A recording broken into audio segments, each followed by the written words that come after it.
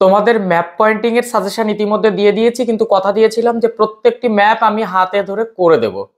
তো তুমি এই ভিডিওতে পাবে তোমাদের যে লাস্ট আমি ভূগোলের ম্যাপ পয়েন্টিং এর সাজেশন দিয়েছি, লাস্ট মিনিট সাজেশন। সেই সাজেশনের প্রত্যেকটি পার্ট তুমি দেখে নাও, আমি হাতে ধরে করিয়ে দিচ্ছি। এবং এইগুলো কিভাবে পরীক্ষার খাতায় অ্যাপ্লাই করবে আমি শেষে একটি ম্যাপে দেখিয়ে দেবো, যে 10টি কিভাবে তুমি ইন্ডেক্স করবে, কিভাবে অ্যাপ্লাই করবে, কিভাবে কোথায় দাগ নম্বর বসাবে। তোমরা সবাই জানো যে তোমাদের মাধ্যমিকে ভূগোলের 10 মার্কস থাকে এই ম্যাপ পয়েন্টিং এ। এটা থাকে তোমাদের বিভাগ চ, সেখানে তার দাগ নম্বর 6 থেকে, অর্থাৎ 6.1 থেকে 6.10, এই 10টি থাকে, একটিও বেশি থাকে না। কাজে এখানে প্র্যাকটিস না করলে কিন্তু 10 পাবে না। কাজেই এই ভিডিওটা তোমার জন্য খুব উপযুক্ত, এবং যথোপযুক্ত টাইমেই তুমি এই ভিডিওটা পাচ্ছ, যেখানে তুমি পরীক্ষার আগে প্র্যাকটিস করে যেতে পারবে এবং 10 on 10 অর্থাৎ 10-এ 10ই তুমি পেতে পারো।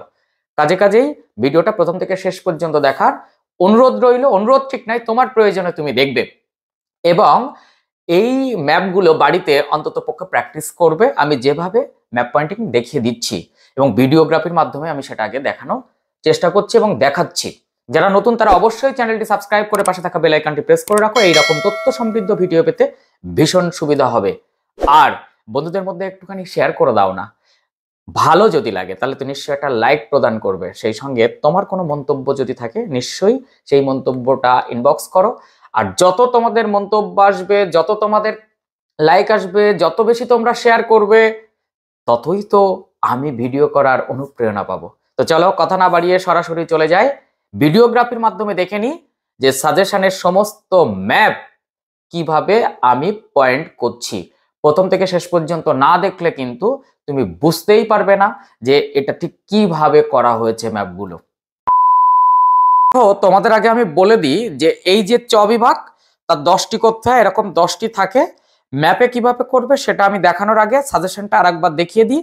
এবং এই সাজেশন ধরে ধরে আমি দাগ নম্বর ধরে ধরে সেটা করেছি। এই দেখো এই সাজেশনটার মনে পড়ছে, আমি লাস্ট ভিডিওতে দেখিয়েছি যে 6 দাগ তার ভাগ ভাগ করে দিয়েছি। ভারতের অবস্থান ও প্রশাসনিক বিভাগ আমি কি করেছি, এই ম্যাপগুলো পয়েন্ট করে সেগুলো শুধু দাগ নাম্বার বসিয়েছি, যাতে আমাকে পুরোটা না লিখতে হয়। আমি তোমাদের সেটাই দেখাবো এবং পরীক্ষার খাতায় তুমি কিভাবে এইগুলো লিখবে সেটা আমি দেখিয়ে দেবো শেষে। তো তোমরা আগে একটা এই সাজেশনের লিস্টটা দেখে নাও। এই যে হচ্ছে তোমাদের সাজেশনের টোটাল লিস্ট, আমি এখানে অধ্যায় ভিত্তিক করে দিয়েছি, একদম করে দিয়ে সেই সাজেশনের এখন আমরা চলে যাব তার পয়েন্টিং এ। তো এই হচ্ছে তোমাদের সাজেশন। তো সাজেশনটা একটু দেখে নাও, তারপর আমরা পয়েন্টে যাই। ওকে, তো আমরা চলো এবার পয়েন্টে চলে যাই সরাসরি। এই হচ্ছে তোমাদের ম্যাপ, এবং এই ম্যাপে আমি পয়েন্ট করে করে তোমাদেরকে সব দেখিয়ে দেব। সেখানে দেখো আমি একটু অন্যরকম ভাবে করেছি। যেমন আমি একটুখানি তোমাকে ক্লিয়ার করি। ধরো এই যে এখানে লক্ষ্য করো, তো তোমাদের প্রথমে ছিল কি, মানে বিষয়টাকে ক্লিয়ার করে নাও তাহলে বুঝতে তোমার সুবিধা হবে।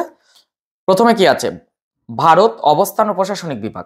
আমি কি লিখেছি এখানে, ভারত অবস্থান ও প্রশাসনিক বিভাগ। এখানে যে দাগ নম্বর দেওয়া আছে, 1-এ কি নিউ দিল্লি, 2-এ কি মুম্বাই, 3-এ কি লাদাখ। আমি এখানে কি করেছি, নাম না লিখে 1, 14, 9, 8, 3 এরকম দাগ নম্বর দিয়ে দিয়েছি। কাজেই তোমার কিন্তু যখন এই ম্যাপটা নিয়ে বসবে প্র্যাকটিসে, তখন অবভিয়াসলি কিন্তু তুমি ওই সাজেশন লিস্টটা নিয়ে বসবে। ওকে, তো চলো আমরা দেখে নিই প্রথমে এখানে কি কি দেওয়া হয়েছে, সেগুলোকে ক্লিয়ার করে করি। যেমন প্রথমে নিউ দিল্লি, অর্থাৎ তোমাদের এই দেখো আমি একদম লিস্টটা নিয়ে বসে গেছি, তাহলে তোমার বুঝতে সুবিধা হবে। এই দেখো নতুন দিল্লি বা নিউ দিল্লি, 1 নিউ দিল্লি। ওকে, 2 মুম্বাই, এই দেখো মুম্বাই, এই যে মুম্বাই। ওকে, এরপরে আছে কি 3-এ লাদাখ, এই দেখো লাদাখ, 3-এ লাদাখ। ওকে, তারপরে 4-এ কি আছে কলকাতা, এই দেখো 4-এ কলকাতা। ওকে, 5-এ কি আছে বিশাখাপত্তনম, এই দেখো 5, এই হচ্ছে বিশাখাপত্তনম। 6-এ কি হচ্ছে লাক্ষাদ্বীপ, এই দেখো 6 লাক্ষাদ্বীপ। এবং 7-এ কি আছে হায়দ্রাবাদ, এই দেখো 7 হায়দ্রাবাদ। তারপরে দেখো একটু টেনে নিয়ে এদিকে, এই দেখো ইন্দিরাকল, এই দেখো এটা কত 8-এ ইন্দিরাকল, আমরা 8-এই করব ইন্দিরাকল। এই দেখো ইন্দিরাকল 8-এ। 9-এ কি আছে এলাহাবাদ, এই দেখো 9 এলাহাবাদ। ওকে। 10-এ কি আছে ভারতের দক্ষিণ ও ক্ষুদ্রতম অঙ্গরাজ্য লাক্ষাদ্বীপ 10-এ। এর আগে আমরা লাক্ষাদ্বীপ দেখিয়েছিলাম, আবার লাক্ষাদ্বীপ দেখিয়ে দিচ্ছি, এই দেখো লাক্ষাদ্বীপ 10। এরপর ভারতের দক্ষিণতম স্থলবিন্দু মানে ইন্দিরা পয়েন্ট, এই দেখো আমরা ইন্দিরা পয়েন্ট করেছি, এই দেখো ইন্দিরা পয়েন্ট। ওকে, এই দেখো ইন্দিরা পয়েন্ট। ওকে। এরপর কি আছে এখানে 10 ডিগ্রি চ্যানেল আর আমেদাবাদ 13-14, এই দেখো 13 10 ডিগ্রি চ্যানেল। ওকে।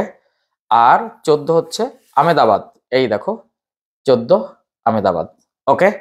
আমি এইভাবে তোমাদের প্রত্যেকটা ধরে ধরে ধরে ধরে দেখিয়ে দিচ্ছি, তোমরা বাড়িতে প্র্যাকটিস করে নাও। এবং আমি তোমাদের একটা দাবি মানবো এবার, সেটা কি, আমি প্রত্যেকটা ম্যাপ তুমি আগে দেখে নেবে, নেওয়ার পর শেষে গিয়ে আমি একটা ম্যাপ তো করে দেবো, এবং আমি এই ভিডিও পাবলিসিটির বেশ কয়েক ঘন্টা পর আমি তোমাদের কিন্তু পিডিএফ দিয়ে দেবো, সেটা হচ্ছে কোয়েশ্চেন লিস্ট এবং আনসারের। তাহলে 1 হয়ে গেল। এবারে 2-এ কি আছে ভারতের ভূপ্রকৃতি, এই দেখো ভারতের ভূপ্রকৃতি। ওকে, পার্ট 1 পার্ট 2 এক ম্যাপে ধরেনি, তাই আমি দুটো ভাগ করে নিয়েছি। সেই ভূপ্রকৃতিতে কি আছে প্রথমে দেখে নাও, আরাবল্লী, নীলগিরি, বিন্ধ্য, শিবালিক। এই দেখো 1-এ কি আরাবল্লী, এই যে 2-এ কি আছে নীলগিরি, এই যে নীলগিরি 2-এ, এই যে নীলগিরি। ওকে, এই যে এইটুকু। 3-এ কি বিন্ধ্য, এই দেখো 3-এ বিন্ধ্য, এই যে এটা। 4-এ কি আছে শিবালিক, এই দেখো 4-এ শিবালিক। 5-এ কেটু, এই যে কেটু, এই যে এই বক্স গোল মানে ত্রিভুজ আকৃতি। কারাকোরাম, এই দেখো এটা হচ্ছে কারাকোরাম 6-এ। 7-এ সাতপুরা, এই দেখো সাতপুরা। 8-এ কাঞ্চনজঙ্ঘা, এই যে কাঞ্চনজঙ্ঘা 8-এ, এই যে ত্রিভুজ। পশ্চিমঘাট পর্বতমালা, এই যে পশ্চিমঘাট পর্বতমালা 9।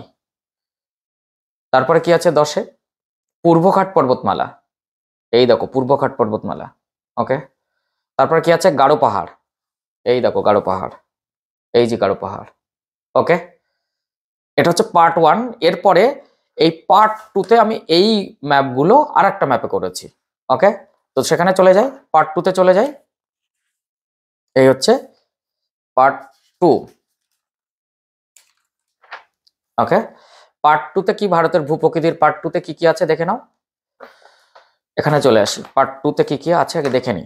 করমণ্ডল উপকূল, তারপরে কি আছে কচ্ছের রান, এই দেখো করমণ্ডল উপকূল 12-তে ছিল, তুমি লিস্টটাকে দেখে নাও, 12-তে ছিল করমণ্ডল উপকূল। এবার আমি এক পাকেট লিস্ট দেখে দেখে বলে দিচ্ছি। তারপরে 13 কচ্ছের রান, এই যে 13 কচ্ছের রান। 14 থর মরুভূমি, এই যে থর মরুভূমি 14। ওকে। 15 লাদাখ, লাদাখ মালভূমি, এই যে লাদাখ মালভূমি। তারপরে ছোটনাগপুর মালভূমি 16, ছোটনাগপুর মালভূমি। তারপরে কঙ্কন উপকূল, এই হচ্ছে কঙ্কন উপকূল, এই যে 17। 18-তে মান্নার উপসাগর, এই যে মান্নার উপসাগর 18 মান্নার উপসাগর। 19-এ খাম্বাত উপসাগর, এই যে খাম্বাত উপসাগর। কাশ্মীর উপত্যকা 20, এই দেখো কাশ্মীর উপত্যকা, এই যে কাশ্মীর উপত্যকা। উত্তর সরকার উপকূল, এই যে হচ্ছে উত্তর সরকার উপকূল, এই যে 21। 22-এ কাথিয়াবাড় উপদ্বীপ, এই যে 22-এ কাথিয়াবাড় উপদ্বীপ। 23-এ দাক্ষিণাত্য মালভূমি, এই দাক্ষিণাত্য মালভূমিটা আমি এখানে করে দিচ্ছি, এখানে ওঠেনি, করে দিচ্ছি।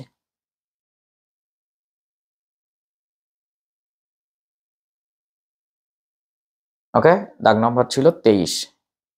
ওকে, তো এই দাক্ষিণাত্য মালভূমি ক্লিয়ার। এরপর চলে যাব আমরা জলসম্পদ। জলসম্পদে কি আছে প্রথমে লুনি, এই যে লুনি নদী, তীর চিহ্নটা দিতে ভুলবে না কিন্তু। তাপ্তি 2। তারপরে কি আছে সবরমতী 3, সবরমতী। 4-এ কি আছে কৃষ্ণা, এই দেখো কৃষ্ণা। ওকে। 5-এ কি আছে কাবেরী, এই দেখো কাবেরী, এই যে কাবেরী। তারপরে কি আছে গোদাবরী, এই যে গোদাবরী। এরপর এর সেকেন্ড পার্ট জলসম্পদে আছে হ্রদ, সেই হ্রদগুলো এবার দেখি। চিল্কা, এই দেখো চিল্কা। তারপর কি আছে প্যাংগং হ্রদ, এই যে প্যাংগং হ্রদ। তারপর কি আছে লোকতাক হ্রদ, এই যে লোকতাক হ্রদ 9। তারপর হচ্ছে কোলেরু হ্রদ, এই যে দুই নদীর মাঝখানে কোলেরু হ্রদ 10। 11 উলার, এই যে উলার। 12 পুলিকট, এই যে পুলিকট, পুলিকট। 13 সম্বর হ্রদ, সম্বর হ্রদটা আমি করে দিচ্ছি। সম্বর, সম্বরের দাগ নম্বর ছিল 13, আমি 13 বসিয়ে দিলাম। এরপর 14 ভেম্বানাথ কয়েল, দক্ষিণ ভারতীয়রা হ্রদকে কয়েল বলে, এই যে ভেম্বানাথ কয়েল। আর ওপরের এটা হতো তোমার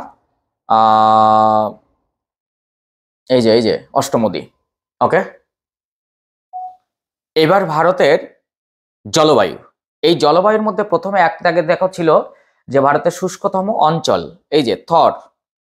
এই জায়গাটা কিন্তু তুমি মাথায় রেখো, কোনো রকম যেন এখানে ত্রুটি না হয়।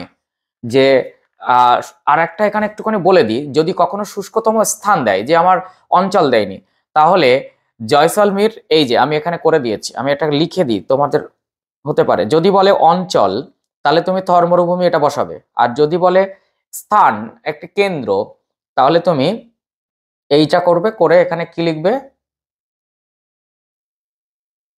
জয়সলমীর।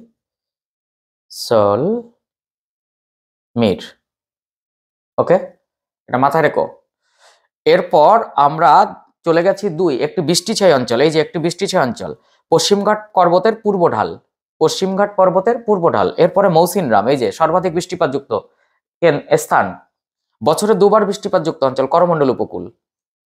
ওকে, আবার যদি বলে শীতকালীন বৃষ্টিপাত অঞ্চল, তাও এটা হচ্ছে গেল। এরপরে একটি, যদি তোমাকে বলে খরাপ্রবণ অঞ্চল, একটি খরাপ্রবণ অঞ্চল, তাহলে তুমি এইখানে করতে পারো খরাপ্রবণ অঞ্চল।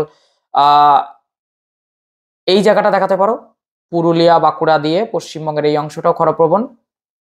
আবার তুমি যদি মনে করো যে এই অংশটা দেখাবে, থর মরুভূমির এই অংশটা, মানে মরুস্থলীকে না দেখিয়ে নিচের পাটটা, তাহলেও কিন্তু খরাপ্রবণ অঞ্চল হবে।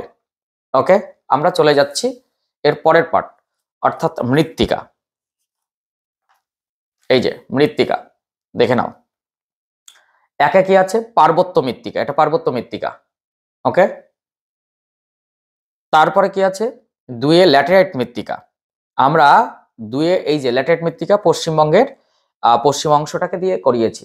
এবার তোমাদের এখানে একটা প্রশ্ন হতে পারে, স্যার পার্বত্য মৃত্তিকা শুধু এইটুকু লিখে দিলে কি চলবে? তুমি লিখবে কি, পার্বত্য মৃত্তিকা ব্র্যাকেটে লিখবে উত্তর ভারত, ল্যাটেরাইট মৃত্তিকা তুমি ব্র্যাকেটে কি লিখবে, পূর্ব ভারত। 3 কি আছে, দাক্ষিণাত্য কৃষ্ণ মৃত্তিকা, তুমি কি লিখবে, দক্ষিণ ভারত। ওকে, তারপর 4 মরুমৃত্তিকা, তুমি কি লিখবে, রাজস্থানও লিখতে পারো বা পশ্চিম ভারত। ওকে, চলো এরপরে আমরা স্বাভাবিক উদ্ভিদ দেখে নিই। এই যে স্বাভাবিক উদ্ভিদ, সেখানে আমরা দিয়েছি একটি ম্যানগ্রোভ অরণ্য, এই যে ম্যানগ্রোভ অরণ্য সুন্দরবন।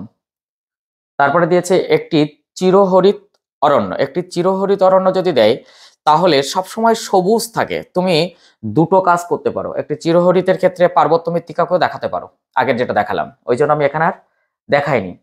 একটি মরুমৃত্তিকা, এই যে এই অঞ্চলটা মরুমৃত্তিকা। তারপরে একটি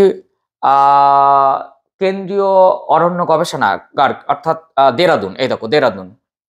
ওকে, একটি বলে যদি সরলবর্গীয় অরণ্য, এই যে সরলবর্গীয় অরণ্য। আমি কিভাবে মেলাচ্ছি, তোমাদের সাজেশন যে পার্টটা দিয়েছি তার দাগ নম্বর ধরে।